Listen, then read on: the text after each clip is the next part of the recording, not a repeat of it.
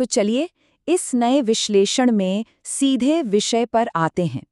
Source text के मुताबिक हम एक बेहद गहरी आत्मिक बुद्धिमत्ता यानी एक खास तरह की विजडम के बारे में चर्चा करेंगे। एक ऐसी विजडम जो न सिर्फ धरती पर अलग अलग संस्कृतियों के बीच की खाई को भरती है, बल्कि अनंत काल के लिए स्वर्ग में हमारा स्थान भी तय करती है। सुनने में थोड़ा हैरान कर देने वाला लगता है ना? जमीन से लेकर सीधे स्वर्ग तक की यात्रा। अब सबसे बड़ा सवाल यही उठता है, भारत जैसे विविधता से भरे समाज में सांस्कृतिक दूरियों को पाटना और स्वर्ग में एक ऊंचा स्थान पाना, इन दोनों के बीच आखिर क्या कनेक्शन है? एक तरफ रोजमर्रा की सामाजिक चुनौतियां हैं और दूसरी तरफ बेहद गहरे धार्मिक रहस्य। यही वो कड़ी है जिसे हम इस पूरी चर्चा में खोलने वाले हैं। तो चलिए सबसे पहले इस बात पर गौर करते हैं कि समाज में इन सांस्कृतिक दूरियों को आखिर मिटाया कैसे जाए। यहाँ ये आंकड़ा देखिए, ये सच में थोड़ा चौंकाने वाला है। दुनिया भर में लगभग 90%, जी हाँ 90% ईसाई दूसरे डिनोमिनेशंस के लोगों को अपने परिवार का हिस्सा मानते ही नहीं हैं। मतलब समाज में जो बाहरी दूरियां हमें दिखती हैं, उसकी जड़ में दरअसल एक बहुत बड़ा आंतरिक अवेयरनेस गैप है।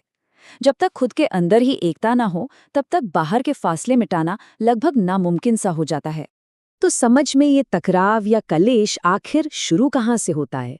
इसे समझने के लिए हमें वृत्ति धर्मा और बलि या नैवेद्यम के फर्क को बारीकी से समझना होगा। देखिए, वृत्ति धर्मा उन आम क्रियाकलापों को कहते हैं जो पेशेवर कामों की शुरुआत में होते हैं, जैसे भूमि पूजा। दूसरी तरफ बलि उन चढ़ावों को कहते हैं जो पूजा के रूप में सीधे मूर्तियों को समर्पित होते हैं। होता क्या है कि कई बार हम आम पेशेवर रिवाजों को भी धार्मिक चढ़ावा मान लेने की भूल कर बैठते हैं, और इस ओवर रिएक्शन की वजह से बिना किसी ठोस कारण के सामाजिक दूरियां पैदा हो जाती हैं। और इसीलिए सोर्स टेक्स्ट इस बात पर खास जोर देता है कि कबूतर जैसी मासूमियत दिखाने का असली मतलब अपने आसपास के शांति के प्रति संवेदनशील होना है। मिसाल के तौर पर लाउड स्पीकर्स पर तेज आवाज में आंतरिक चेतावनियों को बजाना, इससे कोई आत्मिक जुड़ाव नहीं होता, बल्कि उल्टा लोगों में नाराजगी पैदा होती है। अपने धार्मिक तौर तरीके आम जनता पर थोपना कभी भी समझदारी का काम नहीं है। अब आते हैं इस चर्चा के दूसरे पहलू पर, जहां हम समझेंगे कि दीक्षा की रणनीति यहाँ कैसे काम आती है। यहाँ दीक्षा शब्द पर थोड़ा ध्यान देते हैं। भारत में दीक्षा एक बहुत ही सम्मानित सांस्कृतिक धारणा है। इसका मतलब होता है एक आत्मिक व्रत या कठिन तपस्या। जब बैप्टिज्म को समझाने के लिए इस शब्द का इस्तेमाल होता है कि ये एक आजीवन आत्मिक निष्ठा या दीक्षा है, तो दरअसल उस भाषा का प्रयोग हो रहा होता है जिसे भारतीय समाज पहले से ही आदर की दृष्टि से देखता है। और सबसे मजेदार बात यह है कि जब इन नियम और सीमाओं को आम जनता के सामने एक खास ढंग से पेश किया जाता है, तो नजरिया बिल्कुल बदल जाता है। चढ़ाए गए भोजन से दूर रहना, रोजाना आत्म सुधार करना और उम्र भर का समर्पण, इन सब को जब हम एक व्यक्तिगत व्रत या दीक्षा के रूप में समझते हैं, तो लोग इसे धार्मिक नफरत नहीं समझते, बल्कि वो इसे गहरे आध्यात्मिक अनुशासन के रूप में देखकर इसका दिल से आदर करते हैं। सही शब्दों का चुनाव सच में अलगाव को आदर में बदल देता है। चलिए आगे बढ़ते हुए अब हम बुद्धिमत्ता और अभिषेक के बीच के फर्क पर चर्चा करते हैं। अभिषेक और बुद्धिमत्ता यानी अनॉइंटिंग और विजडम, इन दोनों के बीच एक बहुत ही तीखा अंतर है। अभिषेक एक आत्मिक शक्ति है, चमत्कार करने की क्षमता है, लेकिन बुद्धिमत्ता एक ईश्वरीय जागरूकता है।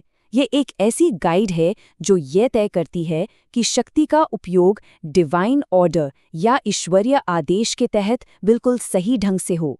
ये बात इस पूरी चर्चा का एक बहुत बड़ा रहस्य खोलती है।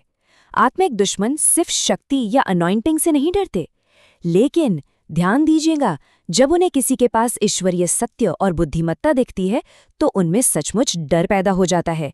क्यों? क्योंकि तब उनकी कोई भी चालाकी या धोखाधड़ी काम नहीं आती। इसका सीधा सा मतलब है कि बिना सत्य के ज्ञान के सिर्फ शक्ति होना बिल्कुल काफी नहीं है।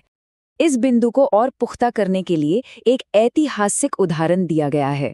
शैतान, जो कि शुरुआत में एक अनॉइंटिंग प्राप्त चर्यूप था, उसने अपनी ईश्वरीय शक्ति कभी नहीं खोई थी, लेकिन क्योंकि उसकी सोच पूरी तरह भ्रष्ट हो चुकी थी, उसने उस आत्मिक शक्ति का गलत इस्तेमाल किया।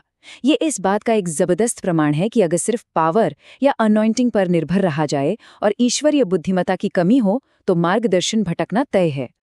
अब यहाँ से हम थोड़ा और आगे बढ़ते हैं और देखते हैं कि इस गहरी बुद्धिमत्ता का उपयोग करके बाइबल की पुरानी कथाओं को एक नए नज़रिए से कैसे देखा जा सकता है। अगर हम संडे स्कूल की कहानियों पर ध्यान दिया जाए तो कई बार लगता है कि सच्चाई अधूरी रह गई है। जैसे गिडियोन के किस्से को ही ले लीजिए, उन्हें अक्सर एक डरपोक बता दिया जाता है, जबकि शास्त्रों की सच्चाई ये है कि वो एक रणनीतिक योद्धा थे जो समुदाय के अनाज की रक्षा कर रहे थे। और एडम की बात करें, अक्सर सिखाया जाता है कि उन्हें धोखा मिला था, जबकि टेक्स्ट बिल्कुल स्पष्ट करता है कि उन्होंने जो भी किया पूरी जागरूकता और अवेयरनेस के साथ किया था। यही तो वो अवेयरनेस गैप है जो शास्त्रों को गलत पढ़ने पर मजबूर कर देता है। और इसीलिए यहाँ छुपने या हाइडिंग को एक बिल्कुल नया मतलब दिया गया है।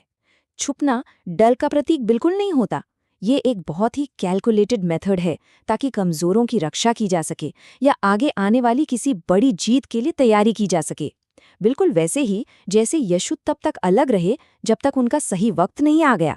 यानी सांप जैसी बुद्धिमत्ता का एक बड़ा हिस्सा सही समय का इंतजार करना भी सिखाता है।